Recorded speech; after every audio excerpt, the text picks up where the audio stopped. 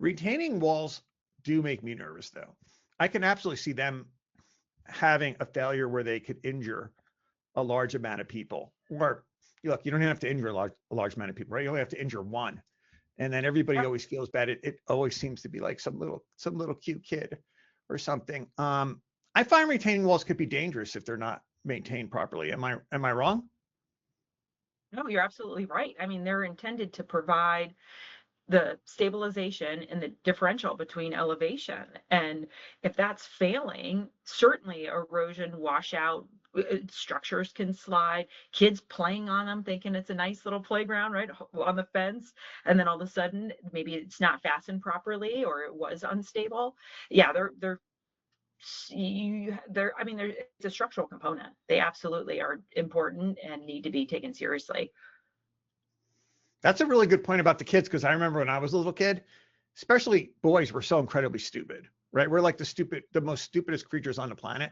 And now that you mention it, we were constantly playing on any kind of retainer wall. And we didn't have a fear at all. Like it never entered my mind at all. We would actually be pulling rocks off them, I hate to say. Um, they are incredibly dangerous. I hope this isn't going to be the next I hope it's not going to take, an incident where someone is injured before, as an industry, we start looking at retaining walls. But now that you mention it, I don't know, maybe we should have some more. Do we have regulation to keep Seems an to be eye on it? some areas do, some don't, and it'll depend often on the height too. So like if it's a little timber retaining wall, 6 inches to get from a parking lot to, the sidewalk or something, that's not going to make or break much. So those are usually fine. You'd want to take care of it because it's going to cost more when you have to repave and that sort of thing if you're not, but no one's going to get seriously hurt, typically, knock on wood. But those bigger ones, usually there are some inspections required, but with municipalities stretched thin, it's unlikely that they're really keeping up with those requirements. Hmm. I think if I was an association, now all of a sudden, if I had a retaining wall, I would definitely at least know the maintenance schedule on that, especially if there's no regulation in place. Um, Well, that's I what also think we'll put in our reserve studies is even if it's a, concrete wall or interlocking masonry that has a really long life, maybe some of them last 50 plus years, we'll put in there inspections and capital repairs just to get it as a component, like get it on the radar, have a structural inspection. You're probably going to have to do some minor repairs here and there.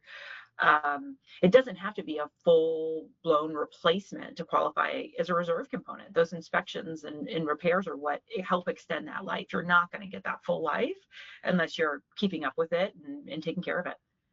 I think boards and managers also have a moral obligation too. If I was in that position and we had a large 12-foot retaining wall and it was in an area that people had access to, maybe there's a walkway nearby, or maybe kids are playing all over it. I think I would feel like I had a moral obligation to just say to myself, hey, when was the last time we had an engineer come out and at least talk to us about our retaining wall? Right. Right. And it's not expensive to do those inspections. And then maybe there is an area that just needs some minor repairs, depending on what the materials are. I mean, it's so much more efficient, cost effective, liability. Like there's a zillion reasons why it's like anything else, right? Proactive maintenance. And it's shocking how expensive those big retaining walls are. You don't think of the ones that are behind homes, tucked along a conservation area, maybe drops 10 feet to get down to this.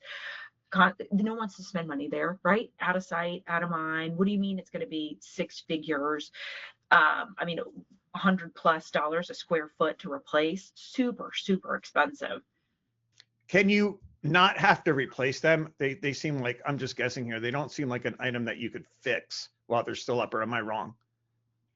Depending on the material, you certainly can re- replace them until a certain point. Eventually, you'll have to fully replace it. But like those concrete walls, if you're keeping up with it and you see some cracks and you're crack filling, maybe there's some spalling occurring and you're taking care of it. Maybe the drainage, there's usually drainage infrastructure associated with those to get the water out.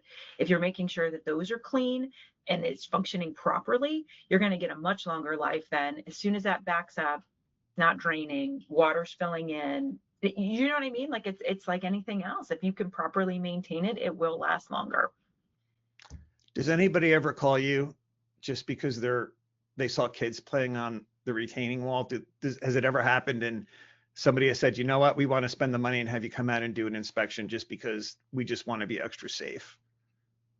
I You know, think I'm not I going to be happy. imagine we have gotten that call. I'm already wondering if I should use some like kind of good click topics, like retaining walls, the absolute hidden danger that could, destroy lives. It wouldn't be Maybe too not far off if I hidden. did that. No, and some of them aren't even hidden. Like, I mean, I remember inspecting a community thinking, boy, these are really bad. And they're right along a parking area. And they were pretty big.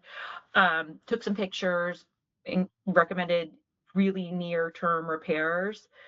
Did the reserve study a few years later and they still hadn't been touched. And I was shocked that nothing more substantial had happened. I mean, there was more, they looked worse, but that something catastrophic didn't happen. And so did it the same thing again. That's all we can do is document it, send them over, encourage repairs. But it's scary.